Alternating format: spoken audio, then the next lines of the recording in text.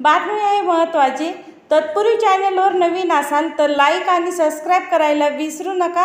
देशभरातील अंगणवाड्यांमधील कुपोषित व तीव्र कुपोषित बालकांची नियमित तपासणी होत असते। याबाबतची सर्व आकडेवारी केंद्र तसेच संबंधित राज्य सरकारकडे असते।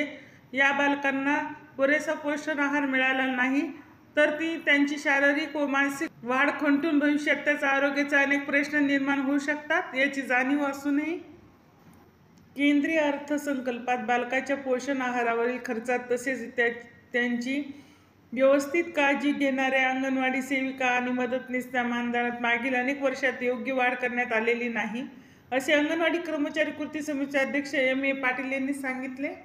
महाराष्ट्रात 1,03,000 अंगणवाडी सेविका, सुमारे 2 लाख अंगणवाडी सेविका 0 ते 6 वयोगटातील 60 लाखाहून अधिक बालकांचे पोषण आहार देण्यापासून आरोग्य काळजी घेत असतात। 2014 पूर्वी निवडणूक काळात तत्कालीन भाजपा नेते देवेंद्र फडणवीस व सुधीर मुनगंटीवार अंगणवाडी सेविकांना 20,000 रुपये मानधन देण्याची भूमिका घेतली होती, मात्र सत्तेत आल्यानंतर ती कधीही पूर्ण केलेली नाही, असे M. A. पाटील यांनी म्हणाले। देश पातळीवरील लाखो अंगणवाडी बालके व अंगणवाडी सेविका या कायम। धन्यवाद। असेच नवनवीन व्हिडिओसाठी या चॅनलला लाईक आणि सबस्क्राईब करा।